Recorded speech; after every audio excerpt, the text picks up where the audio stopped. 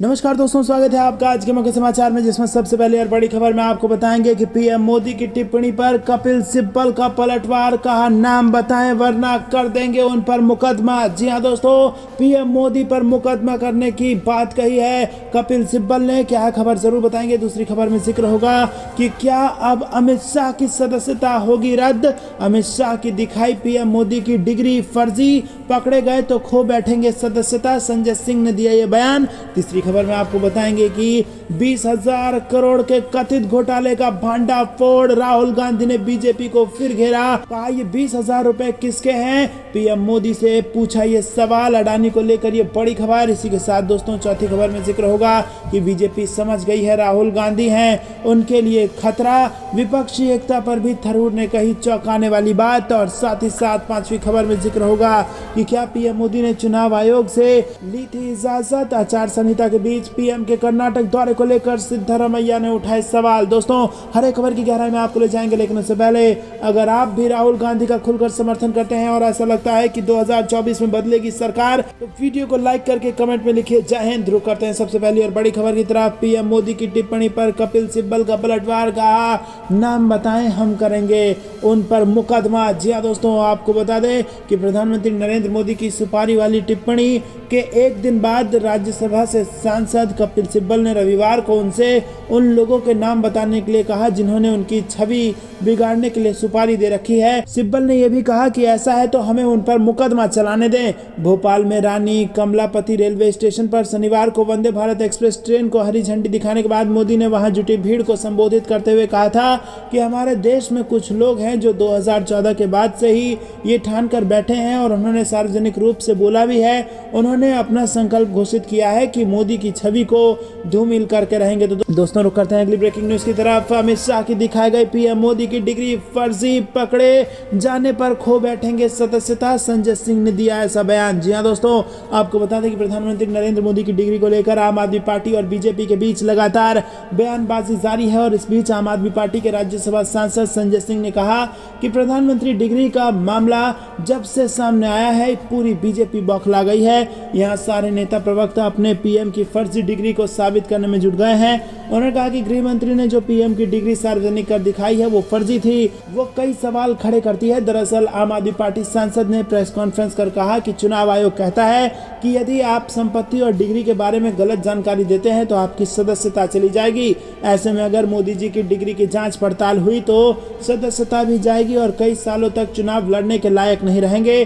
PM की degree की जांच होने पर जाएगी सदस्यता। आम आदमी पार्टी नेता संजय सिंह ने प्रेस कॉन्फ्रेंस में पीएम मोदी की डिग्री दिखाई और इसमें उन्होंने कहा कि ये गृह मंत्री ने सार्वजनिक करते हुए बताया था कि मोदी जी ने गुजरात से एमए किया था, उसमें स्पेलिंग में वी की जगह बी लिखा था।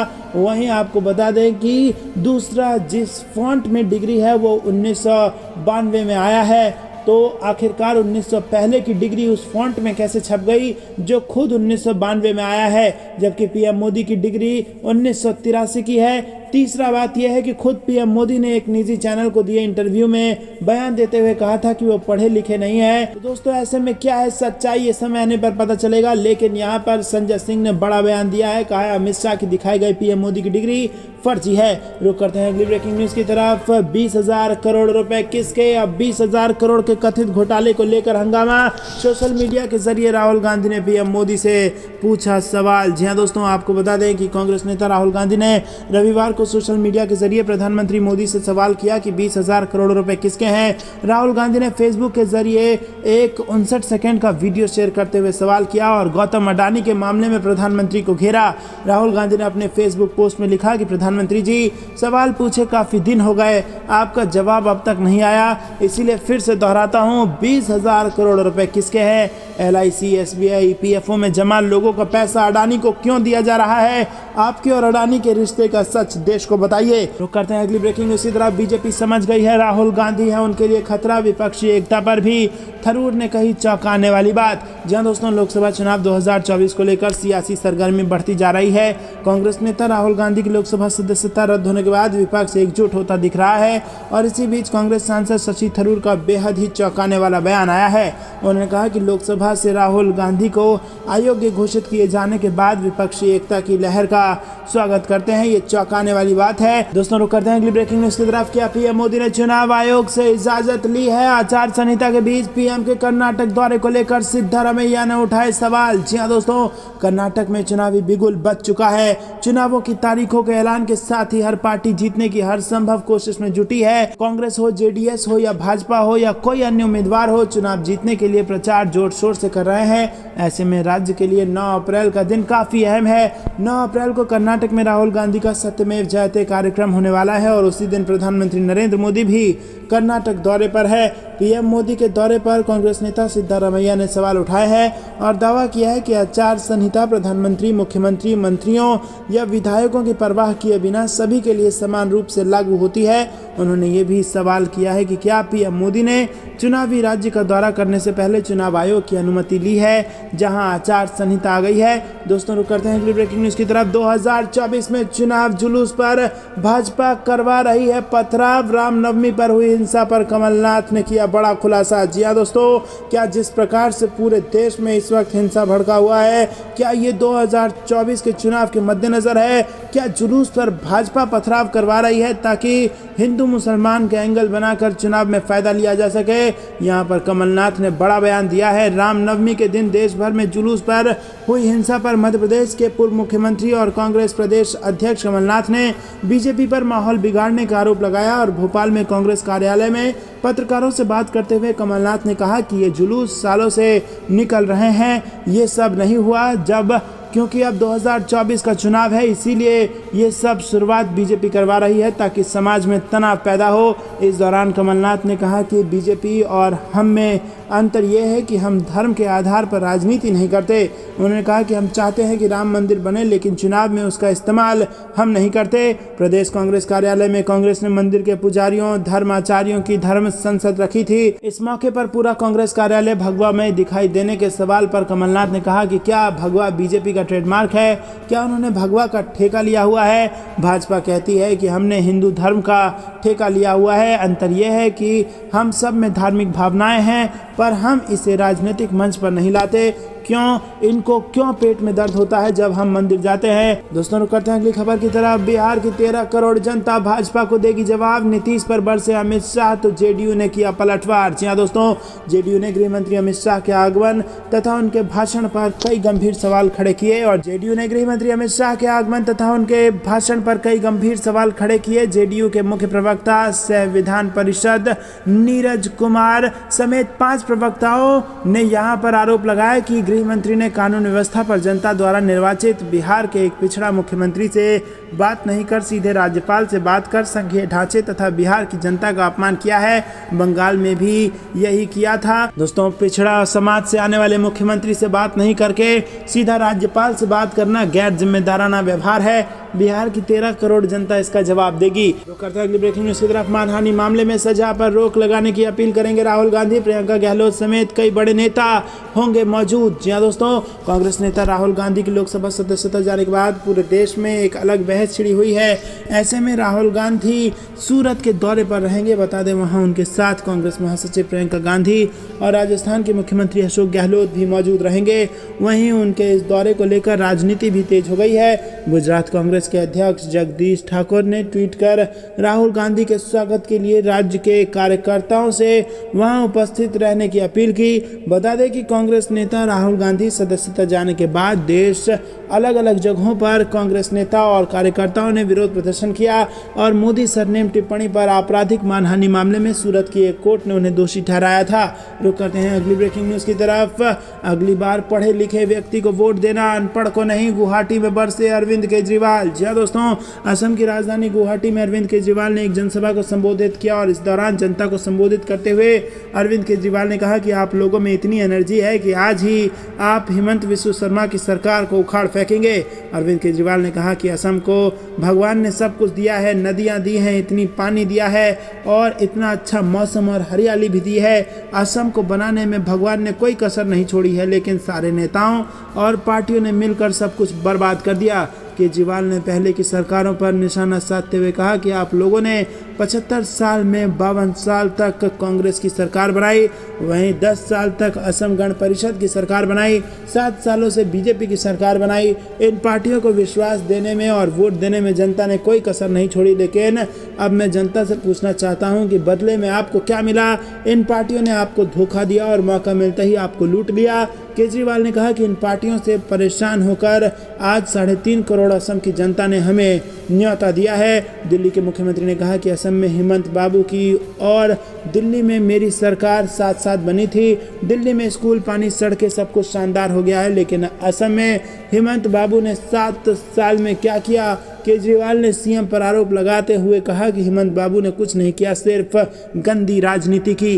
रुक करते हैं अगली ब्रेकिंग न्यूज की तरफ कि राहुल गांधी का मामला अब इंटरनेशनल हो चला है और अमेरिका के बाद जर्मनी ने भी राहुल गांधी के समर्थन में बयान दे दिया है, जिससे बीजेपी को मिर्ची लग गई है। जी हाँ दोस्तों, आपको बता दें कि देश की लोकतंत्र की जड़ें इतनी मजबूत रही हैं कि जब कांग्रेस की पार्टी के सबसे बड़े नेता राहुल गांधी पर खतरा आया तो इस देश के लोकतंत्र में जो लोग हैं, जो जनता है, वो सड़कों पर आ गए, अपना गुस्सा व्यक्त किया और देश में तमाम बड़े नेताओं ने, विपक्ष के नेताओं ने राहुल गांधी के समर्थन में उतरकर विरोध प्रदर्शन दर्ज किया और इसी के साथ अब यह मामला इंटरनेशनल हो चुका है। और अमेरिका के बाद अब जर्मनी ने एक ऐसा बयान दिया है जिसके बाद बीजेपी को मिर्ची लग गई है। जी हाँ दोस्तों, जर्मनी की टिप्पणी पर प्रतिक्रिया दी है भारत के मंत्रियों ने और इससे ये कहा जा सकता है कि बीजेपी को जबरदस्त मिर्ची लगी है। दरअसल जर्मनी ने भारत को सलाह देते हुए कहा है कि इस मामले में न्यायिक स्वतंत्रता व मौलिक लोकतांत्रिक सिद्धांतों का पालन होगा। दरअसल दोस्तों,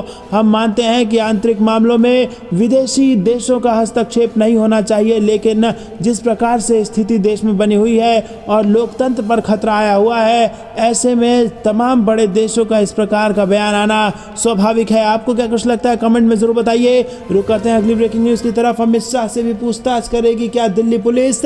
मोदी को फंसाने वाले बयान पर गहलोत का पलटवार, कहा नाम बताएं। जी हाँ दोस्तों, आपको बता दें कि राजस्थान के मुख्यमंत्री और कांग्रेस नेता अशोक गहलोत ने केंद्रीय गृह मंत्री अमित शाह को केंद्रीय एजेंसियों के उन अफसरों का नाम बताने की चुनौती दी है जिनके ऊपर अमित शाह ने प्रधानमंत्री मोदी को फेक एनकाउंटर केस में फंसाने के लिए दबाव बनाने का आरोप लगाया था। जी हाँ दोस्तों, आपको बता दें कि क्या अब सीबीआई या पुलिस अमित शाह से पूछताछ कर सकेगी, ये इस वक्त बड़ा सवाल बना हुआ है। अमित शाह ने बुधवार को कहा था कि यूपीए सरकार के दौरान फर्जी मुठभेड़ मामले में गुजरात के तत्कालीन मुख्यमंत्री नरेंद्र मोदी को फंसाने के लिए सीबीआई ने उनके ऊपर दबाव बनाया था।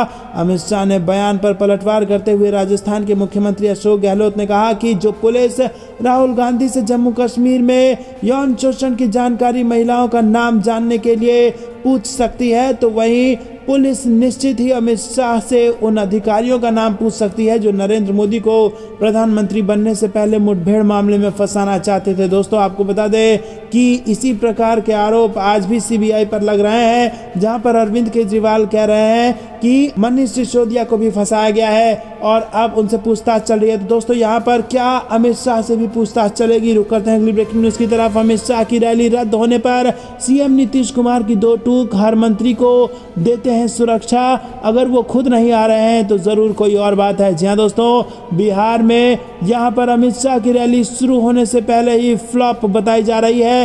बिहार में अमित शाह की रैली रद्द होने से राज्य की राजनीति गर्मा गई है और यहाँ बीजेपी राज्य सरकार पर लॉ एंड ऑर्डर न संभालने का आरोप लगाते हुए हमला कर रही है। मुख्यमंत्री नीतीश कुमार ने साफ साफ कह दिया है कि बिहार में आने वाले हर मंत्री और नेता को पूरी सुरक्षा जिम्मेदारी के साथ देते हैं। अमित शाह की रैली रद्द किसी और कारण से हुई होगी, हम लोग हर बात का ध्यान रखते हैं। वो अब नहीं आ रहे हैं तो कोई और बात होगी, हम इन चीज़ों का ध्यान रखते हैं। वो बीजेपी वाले लोग ध्यान ना रखें, वो अलग बात है। तो दोस्तों, यहाँ पर आपको बता दें कि नीतीश कुमार ने दो टूक कहा है कि सुरक्षा की पूरी जिम्मेदारी है, हिम्मत है तो आकर के रैली करके दिखाइए और हम भी देखते हैं कितनी भीड़ आपकी रैली में जुटती है। तो दोस्तों, फ्लॉप होने जा रही थी बिहार में अमित शाह की रैली और इसीलिए इसी कारण से रद्द कर दी गई है, ऐसी खबरें आ रही हैं। और यहाँ पर नीतीश कुमार भी कहते हुए पाए गए हैं कि जरूर कोई और बात है, सुरक्षा का कारण नहीं हो सकता।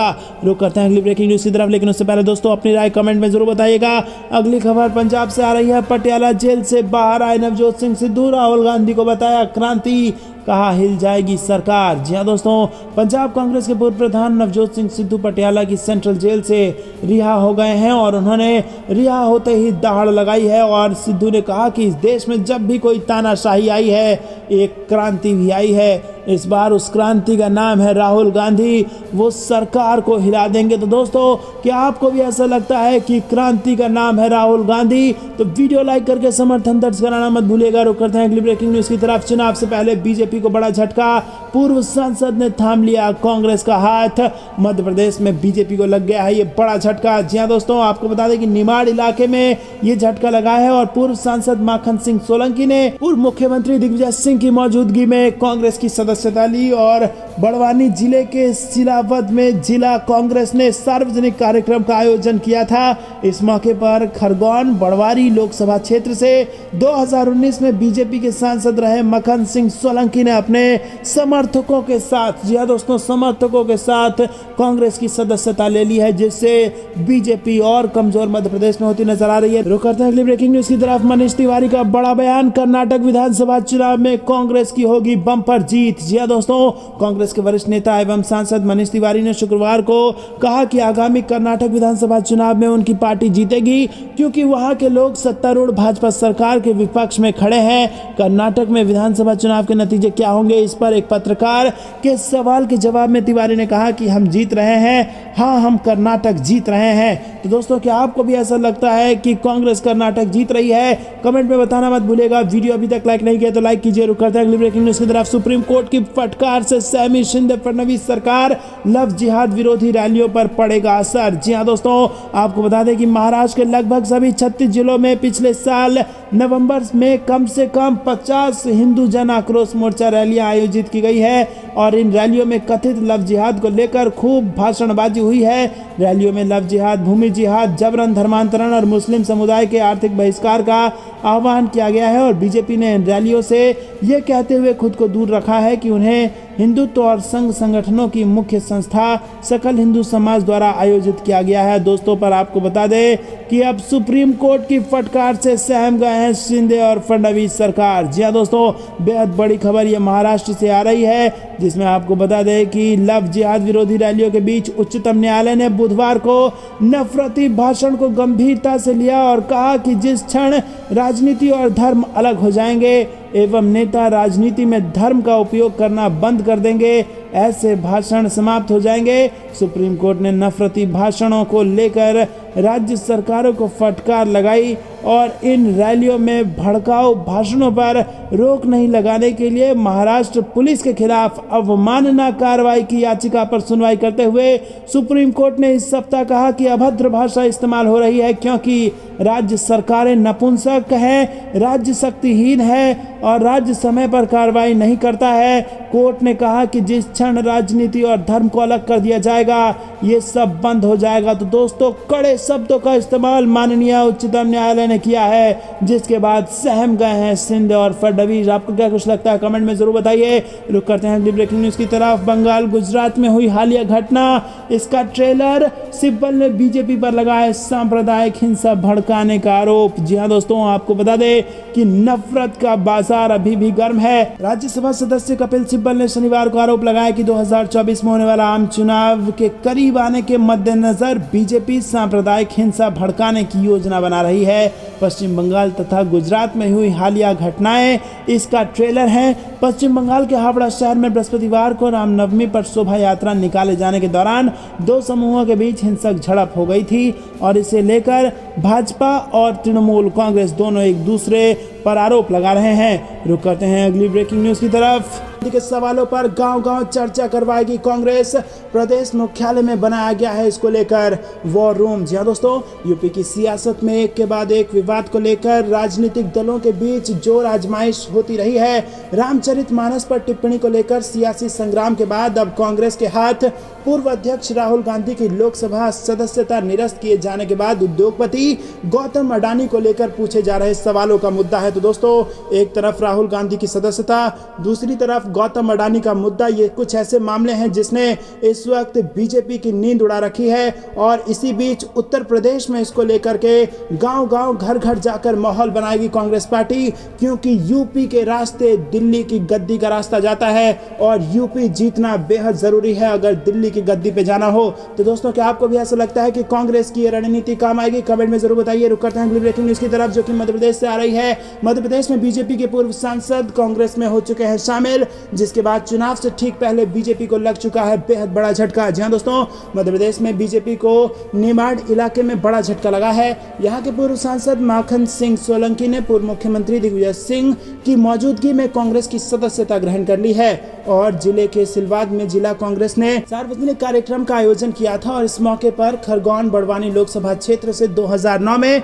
भारतीय जनता पार्टी के सांसद रहे माखन सिंह सोलंकी ने अपने समर्थकों के साथ कांग्रेस की सदस्यता ग्रहण कर ली है। और दोस्तों, इसको इसलिए भी जरूरी माना जा रहा है क्योंकि कर्नाटक के बाद मध्य प्रदेश में होने हैं विधानसभा के चुनाव और वहां पर जिस प्रकार की स्थिति है उसे देख के यही लग रहा है कि कांग्रेस पार्टी फिर से यहां पर सरकार बनाने वाली है। रुक करते हैं अगली ब्रेकिंग न्यूज की तरफ। भाजपा विधायक NY गोपाल कृष्ण ने दिया इस्तीफा, कांग्रेस में होंगे शामिल। कर्नाटक से आ रही है ये बड़ी खबर। जी हां दोस्तों, कर्नाटका में 10 मई को होने वाले विधानसभा चुनाव से पहले कुललिगी में भाजपा विधायक NY गोपाल कृष्ण ने शुक्रवार को विधायक पद से इस्तीफा दे दिया और उनके कांग्रेस में शामिल होने की संभावना है। जी हां दोस्तों, आपको बता दें कि गोपाल कृष्ण ने स्पीकर विश्वेश्वर हेगड़े कागेरी से उनके कार्यालय में मुलाकात की और इस्तीफा दे दिया। रिपोर्ट के अनुसार उन्होंने हाल ही में राज्य के वरिष्ठ कांग्रेस नेता DK शिव कुमार और सिद्धारमैया से मुलाकात की थी और चर्चा की थी।